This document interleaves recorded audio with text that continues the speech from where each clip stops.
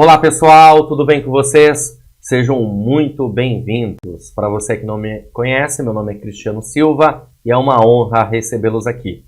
Bom, eu vou ministrar para vocês matéria de código de ética. É isso aí, vamos tratar a respeito do código de ética, todas as partes importantes, porque eu sempre gosto de lembrar que o código de ética ele é separado em três partes, que são as regras deontológicas, os deveres e as vedações. Então, obviamente, passaremos por todos esses assuntos aí, tá certo? Ok? Então, quero que você acompanhe aí comigo, que nós vamos tratar do decreto 1171/94, que aprova o Código de Ética Profissional do Servidor Público Civil do Poder Executivo Federal, como você está visualizando aí comigo, ok?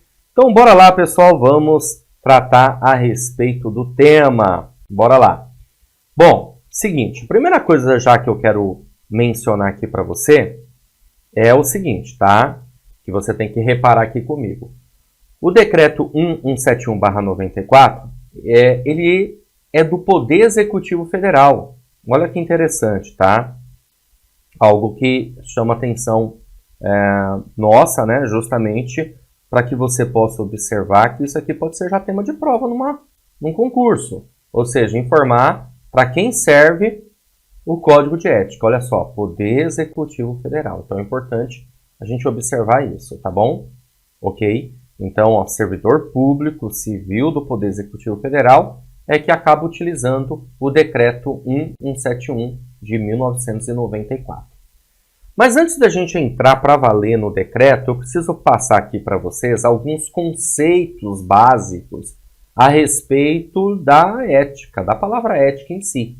Bom, a primeira coisa, que a palavra ética, ela é de origem grega do termo ethos, que significa aí uso ou costume, refere-se a termos como caráter, atitude e também conduta.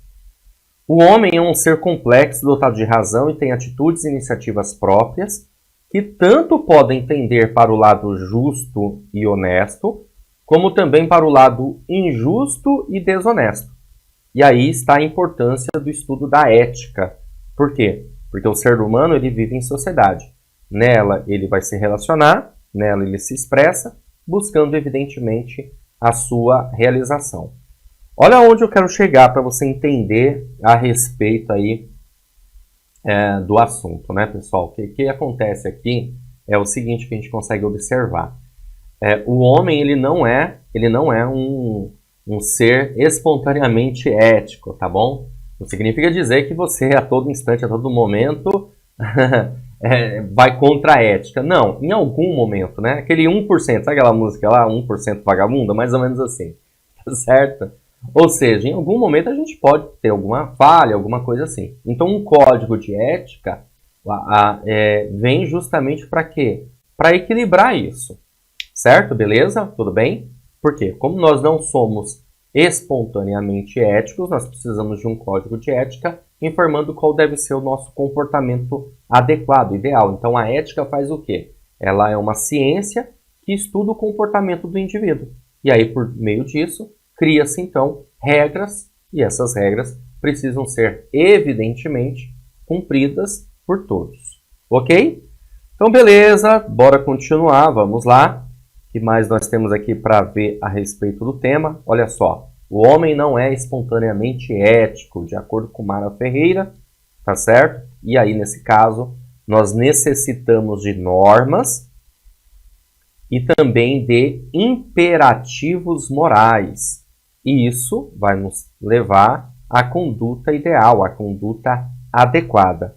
E o que é mais interessante, isso seja para a pessoa física, seja para a pessoa jurídica, certo? Por isso nós precisamos de regras. Aliás, se você parar para pensar, as regras elas ocorrem, elas acontecem em todo lugar, né? Se você vive, por exemplo, a sua família existem regras, na sua casa existem regras, na sociedade, né, existem regras, num grupo, numa comunidade, numa tribo. Se você faz parte, por exemplo, de uma comunidade religiosa, né? Seja ela qual for, lá existem regras.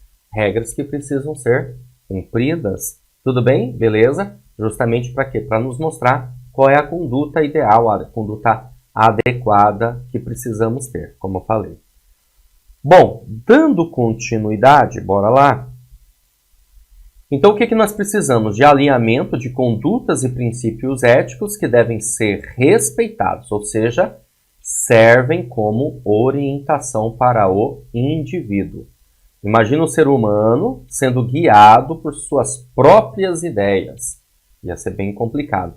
E é por isso, mais uma vez, volto a repetir a importância de um código, a importância aí de um código de ética. Por quê? Porque se cada um de nós fôssemos tomar uma decisão de acordo com o que a gente acha que é certo ou errado, poderíamos entrar em muitos conflitos. Porque para pensar, o que é certo para mim pode ser errado para você. O que é justo para mim pode ser injusto para você. E assim por diante. Então imagina essa situação. Então, para que isso não aconteça, para que isso não ocorra, logo, consequentemente, o que nós vamos ter? Nós vamos ter justamente aí a ideia da ética na administração pública e assim todos vamos tomar decisões por meio de um direcionamento, ok? Criando assim um padrão, né? Legal, vamos continuar. Outra coisa importante para a gente observar aqui é a diferença entre ética e moral, porque são duas palavras que se assemelham, tá? Tem a ver com costumes, tem a ver com regras, sim, sem sombra de dúvidas, mas tem lá suas diferenças, né? A ética, pessoal, ela é mais ampla, é mais abrangente. Vale lembrar que a ética é uma ciência. Sendo ela uma ciência, ela é um estudo. Então, se estuda, né? Está dentro do campo da teoria, ok? Vale lembrar que a ética ela faz parte do ramo da filosofia. Ok? Então ela é mais ampla, ela é mais abrangente, até por ser universal, criando assim, tendo princípios e valores. Já a moral, ela é mais restrita. Por quê? Porque ela é mais cultural, ela tem a ver com costumes, ok? Ela tem a ver com regras não escritas, mas que obviamente acabam valendo para aquele público, né? Para aquela comunidade, para aquele grupo de pessoas, ok? A ética ela é teórica, ela é duradoura e ela é adquirida pelo estudo, enquanto que moral é a prática, ela é mutável, ou seja, diferentemente da ética, que você tem aí uma condição de durabilidade, vamos dizer assim, né? Já moral não, ela é mutável, ela pode mudar mais rapidamente. Quem já ouviu essa expressão? No meu tempo, normalmente quando eu escuto essa expressão, eu já sei, lá vem. Quer ver que significa algo que hoje nós estamos fazendo, que antes não podia ser feito, que era errado e agora é certo. Ou seja, moral tem essa situação, né, de ser mutável, de se alterar mais rapidamente do que a ética, ok? Ou seja, significa dizer que o que era certo antes, hoje já não é mais, e vice-versa. Tudo bem? E moral, ela é influenciada pelo meio. Então, moral é o comportamento em si, né? Já a ética é o estudo desse comportamento. Beleza? Tudo bem? Maravilha! Entendemos aqui a respeito dessas diferenças. Bom, a ética ela é determinante na administração pública. E por que ela é determinante na administração pública? Pois trata do interesse de todos. Ela administra algo que pertence ao povo. E nesse caso nós estamos nos referindo a quê? Ao uso do dinheiro, à elaboração de leis, exige competência de quem, obviamente, está na administração pública, seja gestor, seja servidor público, tem que ter respeito às normas e princípios e, claro, obviamente, uma boa comunicação. E aí entra o detalhe, né, de precisarmos aí de um código de ética. Esse código de ética, o decreto 171/94, que a gente vai começar a ver a partir de agora, porque isso aqui só foi uma pequena introdução, para entendermos a respeito, né, evidentemente, de alguns conceitos relacionados à ética, tá certo?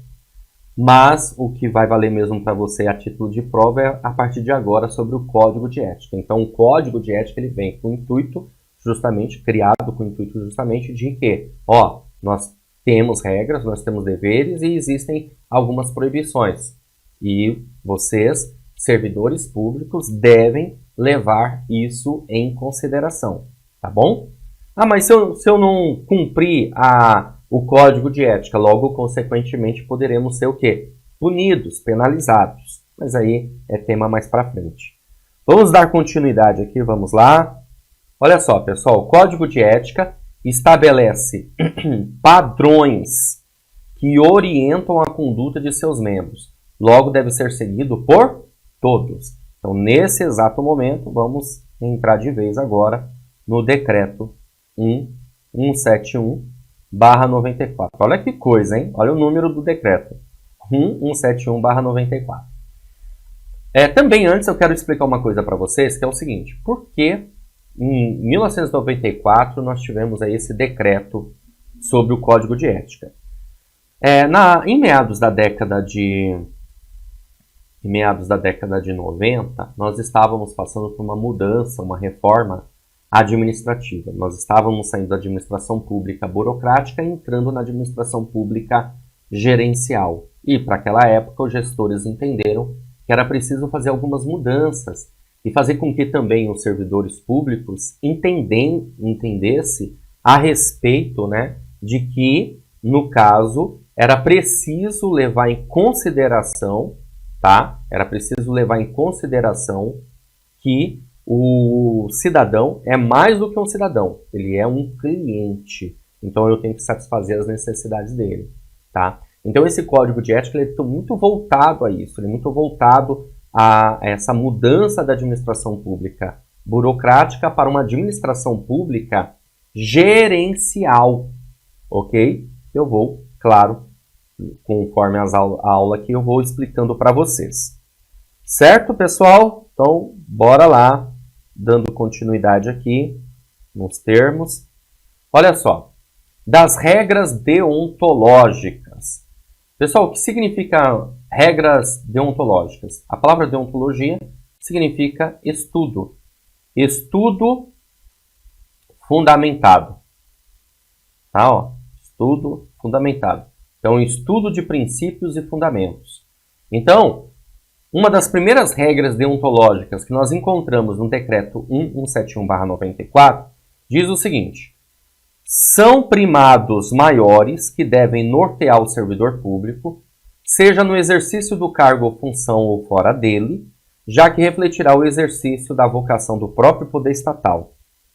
Seus atos, comportamentos e atitudes serão direcionados para a preservação da honra e da tradição dos serviços públicos.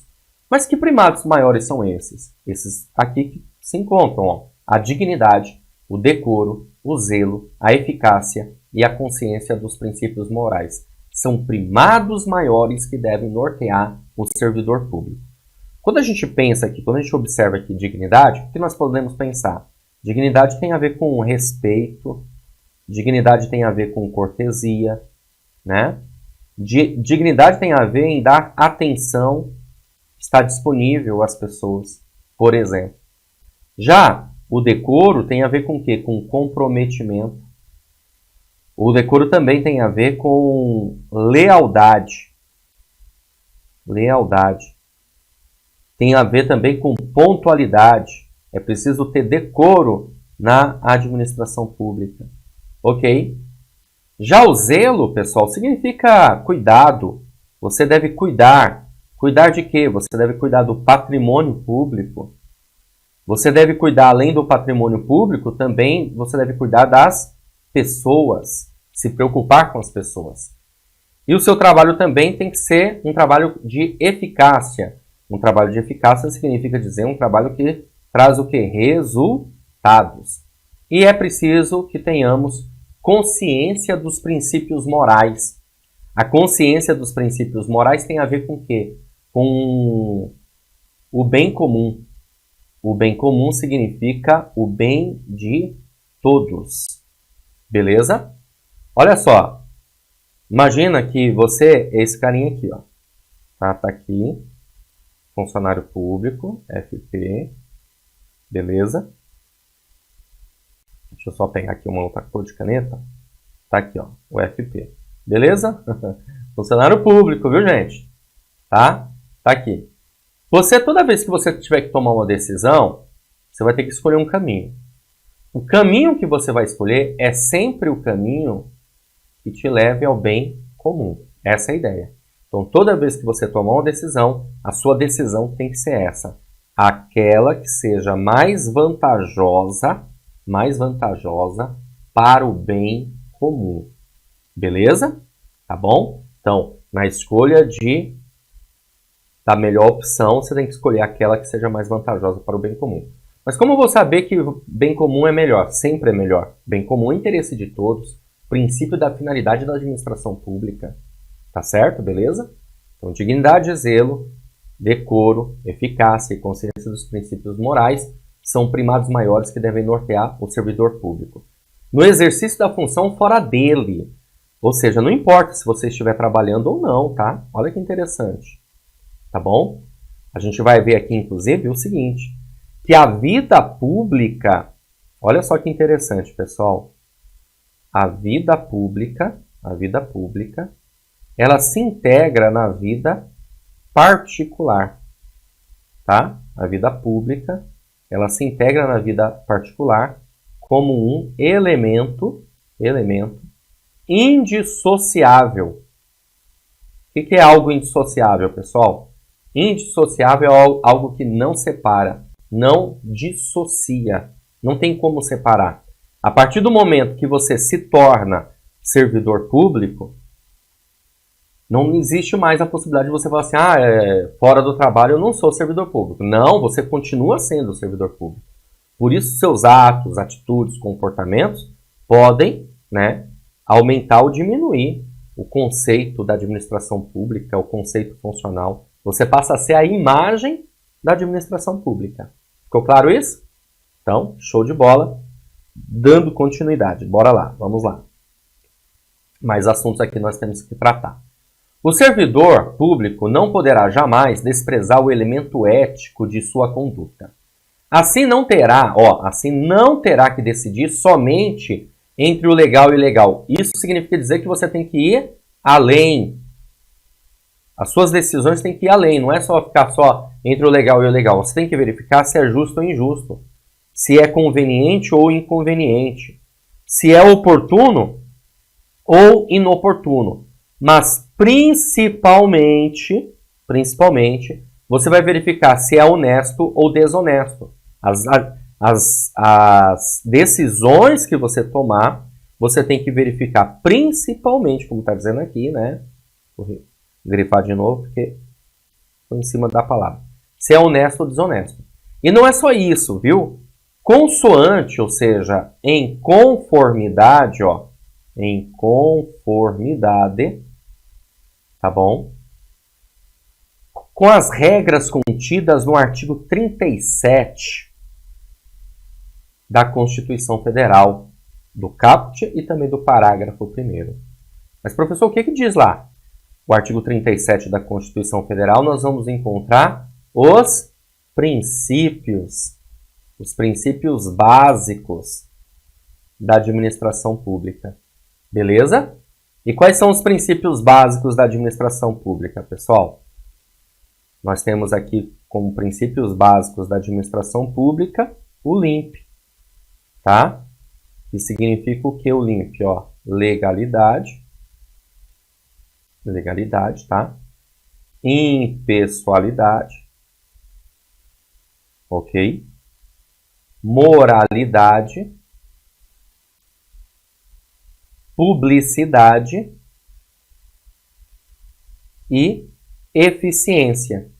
Esses são os princípios básicos da administração pública. A legalidade, ela tem a ver com o quê? A legalidade, ela tem a ver com que você só pode fazer aquilo que está expresso em lei, né? Já a impessoalidade tem que ser imparcial. Aliás, se existem regras, essas regras são válidas para todos. A moralidade é que eu tenho que não só verificar a legalidade, mas verificar os princípios éticos, inclusive. Já a publicidade é dar transparência, acesso à informação e eficiência, utilizar o recurso da maneira correta, da maneira ideal. É claro que eu não vou esmiuçar aqui os princípios, porque não é minha matéria, é matéria de ética. Na aula de Direito Administrativo, evidentemente que o professor vai esmiuçando, detalhando para você cada um desses princípios. Aqui é só para a gente ter uma noção, uma ideia, tá bom? Bom, continuando, então nós verificamos aqui quais são os princípios, como eu falei para vocês. Eu vou tomar uma decisão, não posso só tomar uma decisão verificando o que é legal ou ilegal. Eu tenho que sempre visualizar essas outras situações. Por quê? Pessoal, quando a gente para pensar nessas outras situações, a gente está fazendo uma reflexão, na verdade. Ao fazer essa reflexão, com certeza absoluta, a minha decisão será melhor. Entendeu? Tá? Eu verifico, opa, peraí, eu vou tomar de decisão, é legal, ilegal? É conveniente, inconveniente? É justo, injusto? Entendeu? É oportuno, inoportuno?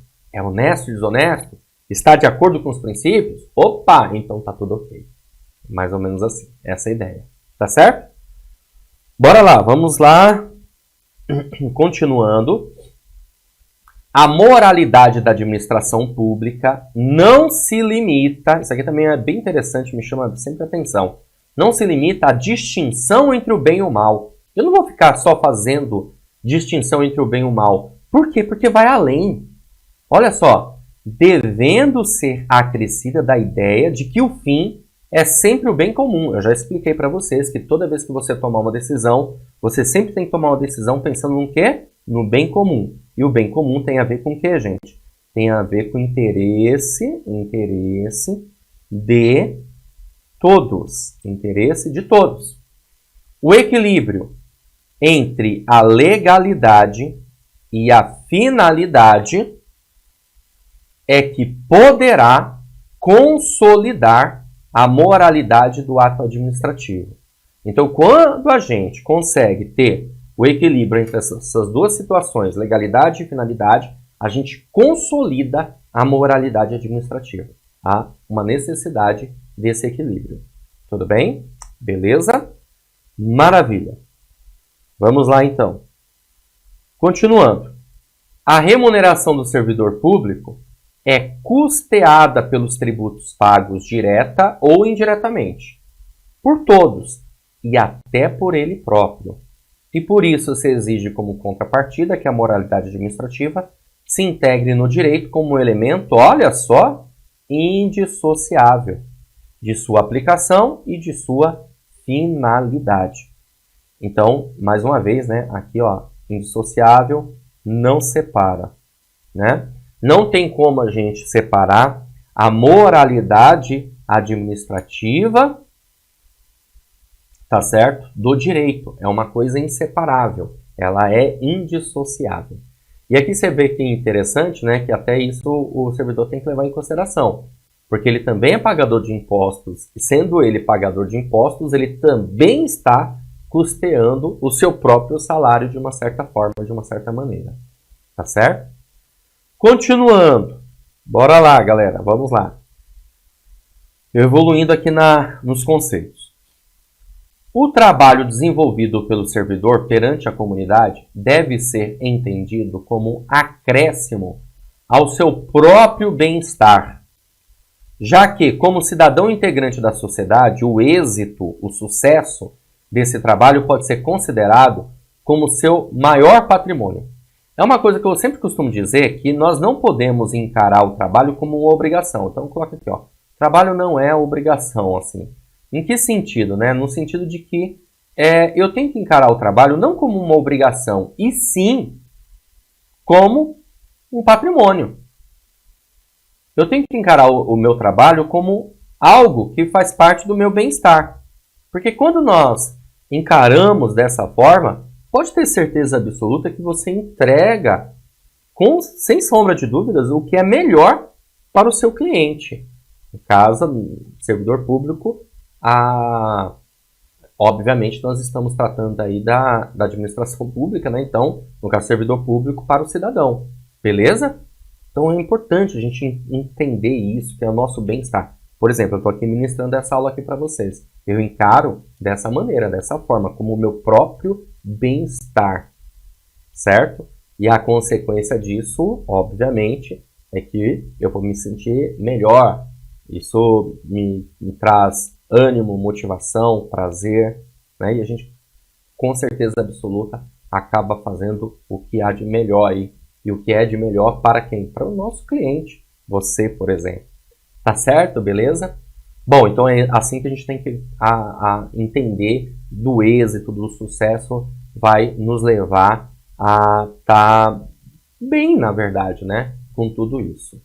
Beleza, e sem esquecer, né, que hoje você é servidor público, está lá trabalhando, atendendo ao público, mas amanhã você é cidadão também. Você também depende de serviços, de outros serviços públicos. Você pode estar fazendo parte de uma instituição, porém, você também precisa de outras instituições, serviços de outras instituições, serviços públicos, eu me refiro, ok? Legal, continuando, bora lá. Tem mais coisas aqui para a gente estudar nessa aula. A função pública deve ser tida como exercício profissional e, portanto, se integra na vida particular de cada servidor público. Aquilo que eu falei, né, que a vida pública, ela se integra na vida particular como um elemento indissociável, não tem como se separar. Olha só o que diz aqui. Assim, os fatos e atos verificados na conduta do dia a dia em sua vida privada poderão acrescer ou diminuir o seu bom conceito na vida funcional. Repare, perceba que não tem como eu separar uma coisa da outra. Tá bom? Beleza? Show? Então vamos dar continuidade. Próximo item aqui.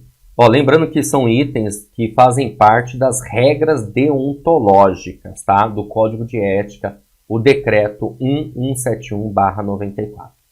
Aqui diz assim, ó, salvo os casos de segurança nacional, investigações policiais, o interesse superior do Estado e da administração pública a serem preservados em processo previamente declarado sigiloso, nos termos da lei, a publicidade de qualquer ato administrativo constitui requisito de eficácia e moralidade, ensejando sua omissão comprometimento ético contra o bem comum, imputável a quem a negar.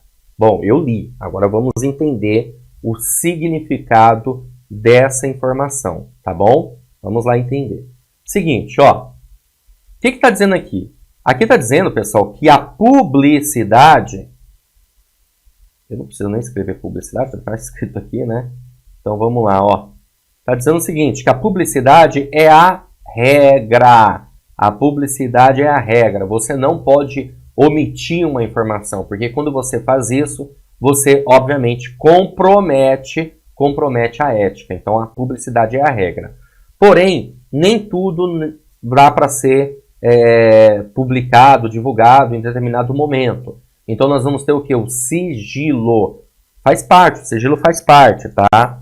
Então, salvo os casos de segurança nacional, investigações policiais ou interesse superior do Estado da administração pública a serem preservados em processo previamente declarado sigiloso. Então, nós podemos ter o sigilo. Só que o sigilo ele não é a regra. Se o sigilo não é a regra, logo o sigilo é o quê? O sigilo é a exceção. Tudo bem? Inclusive, nós temos uma lei relacionada a isso, que é a Lei 12.527 de 2011, que trata a respeito do assunto. Lá, você observará que nós temos o artigo 4º, tá? Que vai dizer que informação sigilosa é aquela submetida temporariamente à restrição de acesso ao público em razão de sua imprescindibilidade para a segurança da sociedade e do Estado. Agora, olha que interessante, o sigilo ele tem prazo, tá certo? Ou seja, a sua restrição ela é temporária. E aí o artigo 24, melhor dizendo, da Lei de Acesso à Informação vai tratar a respeito da classificação dos sigilos. Nós temos 3 classificações. A informação ela pode ser ultra secreta, tá? A informação pode ser secreta e a informação pode ser reservada. Ok? Beleza? Se a informação for ultra secreta, o prazo máximo é de 25 anos. Se a informação for secreta, o prazo máximo é de 15 anos. E se a informação for reservada, o prazo máximo é de 5 anos. Olha, só para deixar claro, eu duvido muito que isso vá cair na sua prova, tá bom? Beleza? Mas é bom saber, né? Vale a pena fazer uma ilustração a respeito disso aqui. Mas o que você tem que guardar realmente para a sua prova do Código de Ética? Publicidade e regra, sigilo e exceção. É tão interessante isso que o próximo item do Código de Ética, né, das regras deontológicas, vai dizer o seguinte, ó, item 8. Toda pessoa tem direito à verdade. O servidor não pode omiti-la ou falseá-la, ainda que contrária aos interesses da própria pessoa interessada ou da administração pública. Olha que interessante. Toda pessoa tem direito à verdade. O servidor não pode omitir e nem falsear, né? Então, por mais que, que diz assim, nenhum Estado pode crescer ou estabilizar-se sobre o poder corruptivo do hábito do erro, da opressão ou da mentira, que sempre aniquilam até mesmo a dignidade humana, quanto mais a de uma nação. Ou seja, pessoal, o que isso significa? Significa o seguinte, tá? Que por mais que a gente tenha uma situação em que você fala, poxa vida, eu não gostaria de passar essa informação para a pessoa, porque vai acabar com o dia dela, né? Exemplo. Não tem jeito, você vai ter que repassar. Imagina você, servidor público do INSS, que tem que falar lá informar para o seu João que ele não vai ter direito à aposentadoria. Imagina uma situação dessa, entendeu? Que foi indeferido o pedido dele. Você vai ter que repassar essa informação, não vai ser de bom grado não, com certeza. Você vai ficar mal a repassar essa informação, mas você vai fazer isso. Ficou claro ou não? Beleza. É isso aí, show de bola, vamos dar continuidade. 9. A cortesia, a boa vontade, o cuidado e o tempo dedicados ao serviço público caracterizam o esforço pela disciplina. Logo, tratar mal uma pessoa que paga seus tributos direto ou indiretamente significa causar-lhe dano moral. Da mesma forma, causar dano a qualquer bem pertencente ao patrimônio público, deteriorando-o por descuido ou má vontade, não constitui apenas uma ofensa ao equipamento e às instalações ou ao Estado, mas a todos os homens de boa vontade que dedicaram sua inteligência, suas esperanças e seus esforços para construí-los. Bem poético o negócio aqui, né? O que acontece? Qual que é a informação, a mensagem que está repassando aqui para a gente? Que, primeiro, você tem que ter cuidado. Lembra disso? Zelo, cuidar das pessoas, tratar as pessoas com cortesia, dignidade, né? Tratar as pessoas com dignidade. Então, porque se você trata mal, causa dano moral. E você tem que pensar não só nas pessoas, mas também no patrimônio. Tanto que ele faz uma menção sobre isso, é filosófico. Lembra que ética tem a ver com filosofia. Então eu tenho que pensar até mesmo na pessoa que passou tempos estudando como fazer aquele produto. Imagina aqui, ó, tá vendo essa caneta aqui na minha mão? Imagina a pessoa, quanto tempo ela gastou para fazer, para elaborar, pra criar um design para essa caneta, para que eu possa utilizar aqui na minha lousa digital e você conseguir enxergar aí. Olha que top, né? Então tudo isso eu tenho que levar em consideração. Por isso eu tenho que ter esse cuidado, esse zelo, como diz aqui, esse item, tá certo? Beleza, maravilha, vamos continuar, bora lá. Próximo item, item 10. Outra regra deontológica, né? Deixar o servidor público, qualquer pessoa à espera de solução, em que exerça suas funções, permitindo formação de longas filas, ou qualquer outra espécie de atraso na prestação do serviço, não caracteriza apenas atitude contra a ética ou ato de desumanidade, mas principalmente grave dano moral aos usuários dos serviços públicos. Aqui é bem interessante eu passar um conceito para você. Eu comentei que o decreto é de 1994. Nessa época, nós estávamos saindo da administração pública burocrática, tá? Estávamos saindo da administração pública burocrática e estávamos entrando na administração pública gerencial. E aí, aquilo que eu comentei para vocês, a pegada aqui da gerencial é ter o foco no cidadão e enxergar o cidadão como um cliente. E aí, onde eu quero chegar? Aqui, nós, nessa época, década de 80 e década de 90, era uma coisa tão lastimável que a gente precisava utilizar um serviço público e as pessoas chegavam, às vezes, de madrugada, fazendo filas no local para serem atendidas, né? E o pessoal aqui dentro desaparecido, simplesmente assim, né? A gente pegava sol, pegava chuva, né? E nada de atendimento. Às vezes, quando chegava lá para as 4 horas da tarde, o pessoal atendia 2 e mandava os outros embora, falando para voltar depois. Ou seja, permitiam a formação de longas filas. Só que isso, como está dizendo, não é só uma espécie de atraso, certo? Não caracteriza apenas atitude contra a ética ou ato de desumanidade. É um grave dano moral aos usuários de serviços públicos, entendeu? Então aqui é o seguinte, olha, você tem que... É um recado para os servidores, né? Vamos dizer assim, tudo bem? É um recado para os servidores que diz assim, ó, seguinte, você tem que pensar que você está causando, está indo contra a ética, você está atrasando o serviço público, você está indo contra a ética e também é um ato de desumanidade e principalmente é um grave dano moral às pessoas. Ok? Beleza? Nós temos que nos colocar no lugar dos outros, né? Ter empatia. Isso é a bem da realidade, é essa a ideia. Ok? Então você vê a mudança que a administração pública teve com o passar do tempo, com o passar dos anos e principalmente a partir do momento que passamos a ter a administração pública gerencial, a partir da década aí de 90. Tudo bem, galera? Tá dando para entender? Então, maravilha. Vamos dar continuidade, tem mais assuntos aqui a serem tratados. 11.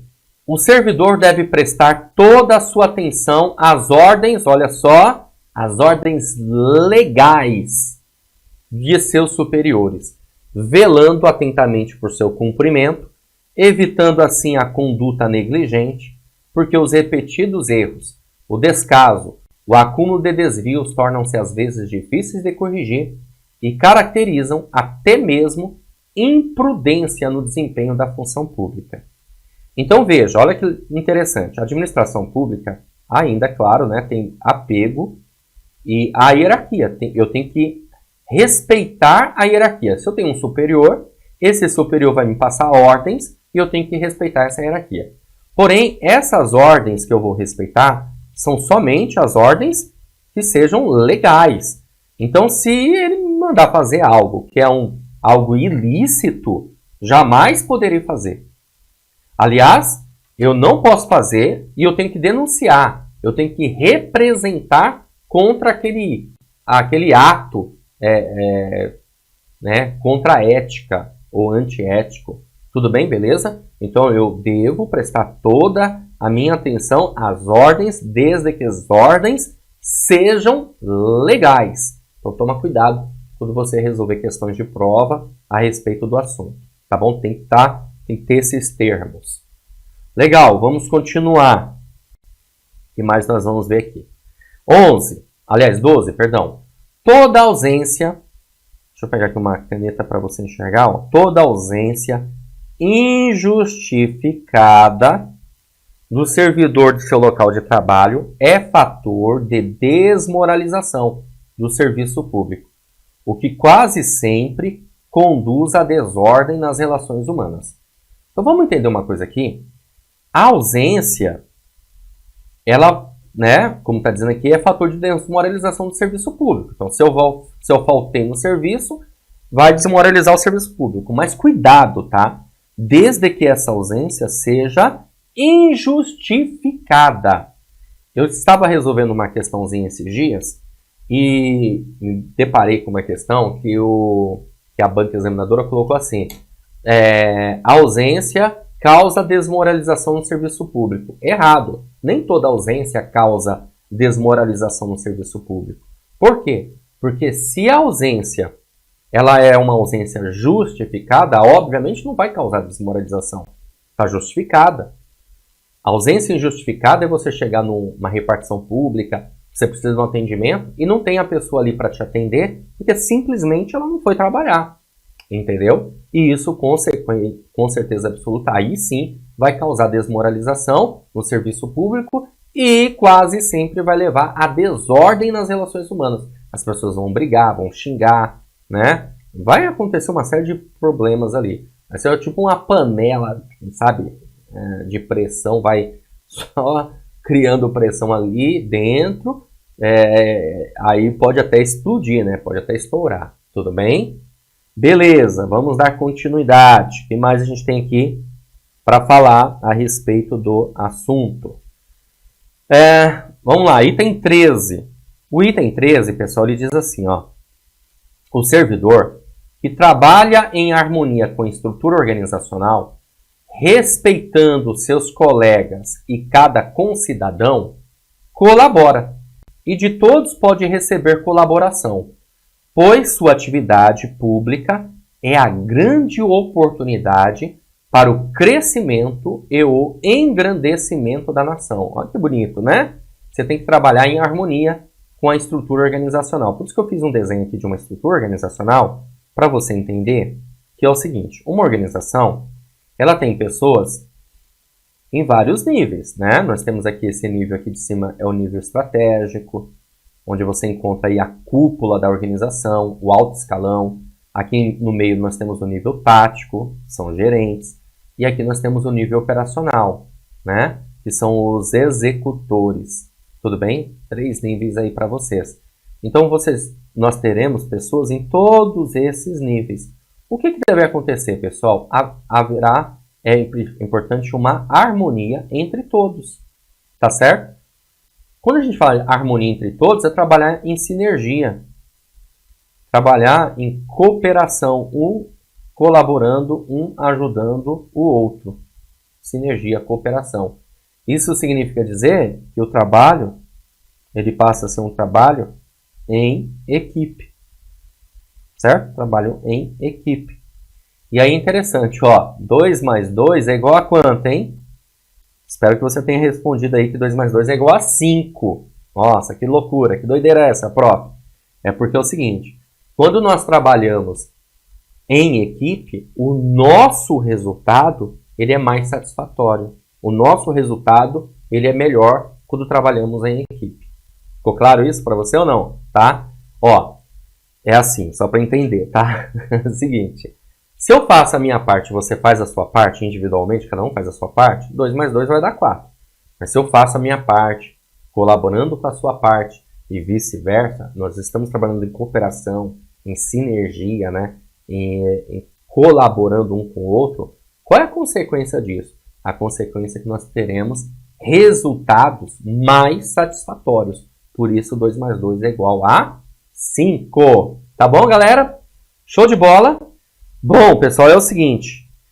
Finalizamos, então, a parte de regras deontológicas. Mas calma, não acabou não, tá? A aula continua. Sabe por quê? Porque agora é a hora de nós resolvermos questões de provas anteriores para que você possa observar comigo como que o tema já foi abordado em prova e assim você passa a ter uma noção, uma ideia e ficar muito mais preparado aqui com a gente, tá bom? Então vamos lá, vamos verificar aqui. Olha só, a questão diz assim: a palavra ética, do grego ethos, significa caráter, qualidade do ser, enfim, morada do ser.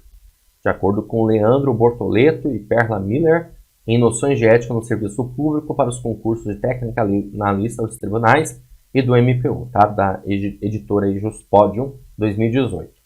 Com relação à ética no setor público, julgue o item.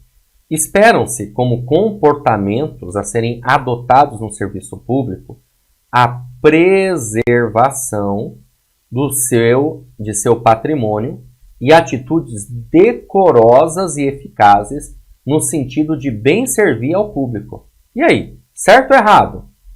Galera, para a gente ganhar tempo, eu já vou resolvendo aqui as questões, tá? Você vai fazer o seguinte, você pausa o vídeo, tenta resolver aí, tá bom? Beleza? Bom, o item, ele está certo. Exatamente isso, corretíssimo. A gente viu que a dignidade, né? A dignidade, o decoro, o zelo, a eficácia, tá bom? E a consciência dos princípios morais, devem nortear o servidor público. E aqui ele está falando, ó, aqui, ó, preservação do seu patrimônio, tem a ver com o quê? Tem a ver com zelo. Atitudes decorosas, aqui, ó, decoro. Atitudes eficazes, aqui, ó, não tá tudo certinho. Então, primeira questãozinha desse bloco, né, da aula, correto. Legal, vamos caminhar. Próxima questão. A ética é a filosofia que fará a eleição das melhores ações. Olha que interessante. A ética faz a eleição das melhores ações, tendo como horizonte o interesse coletivo e universal, ou seja, olha que legal, o bem comum. O bem comum, tá? De acordo com Guilherme de Assis Almeida e Marta Christman, em Ética e Direito.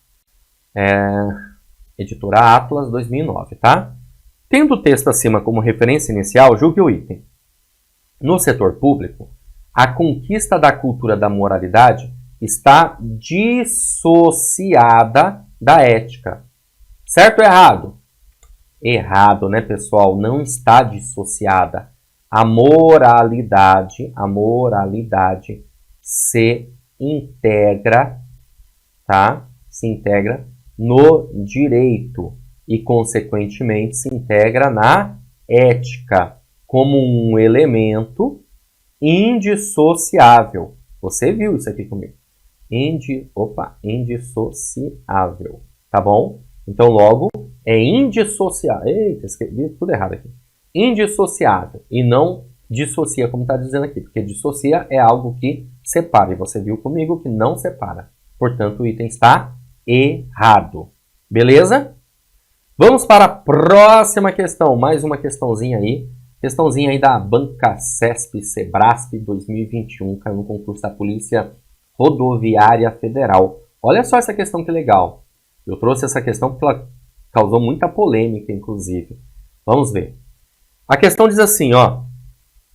A respeito da ética no serviço público, da administração pública federal, bem como dos servidores públicos federais e seus direitos e deveres, julgue o item que se segue.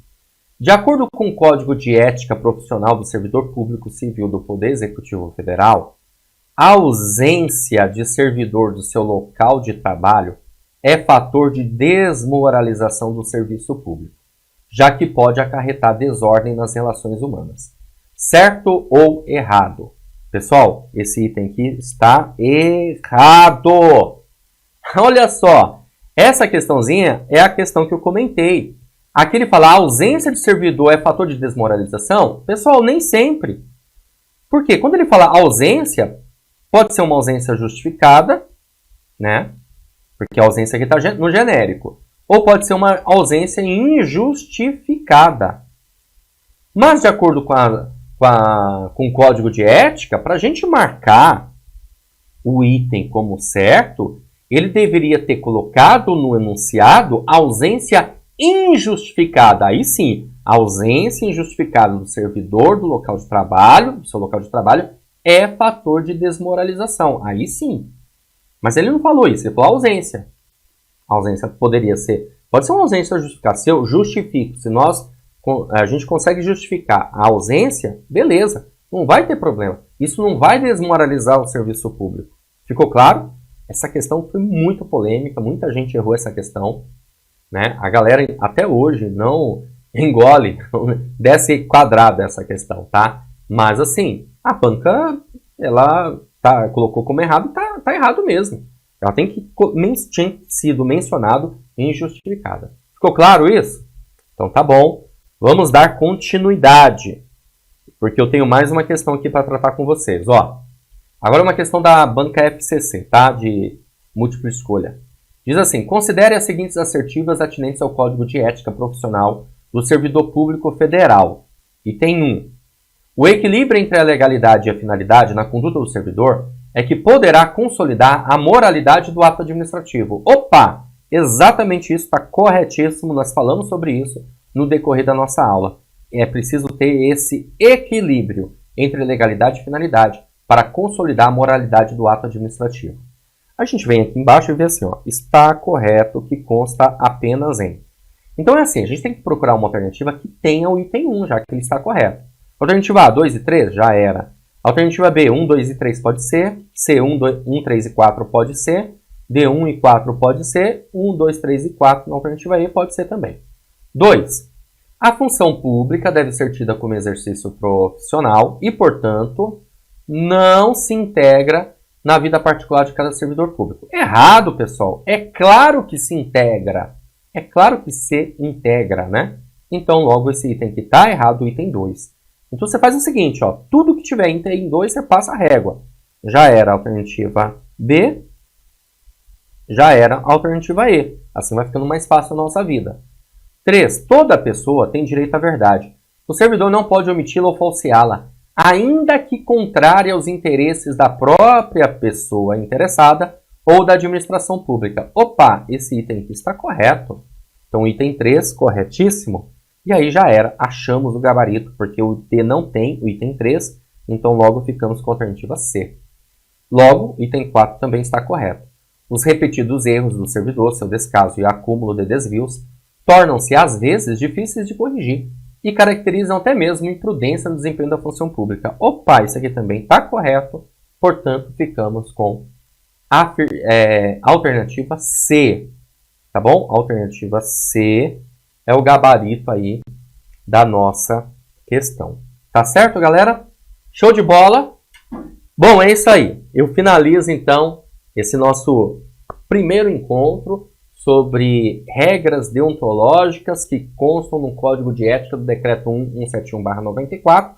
Nós aproveitamos, verificamos alguns conceitos de ética, todas as regras deontológicas que constam no decreto e aproveitamos também para resolver questões de provas anteriores para você, ó, ficar craque aí na matéria, tá certo? Beleza? Eu vou ficando por aqui. Um grande abraço para vocês e até a próxima oportunidade. Valeu!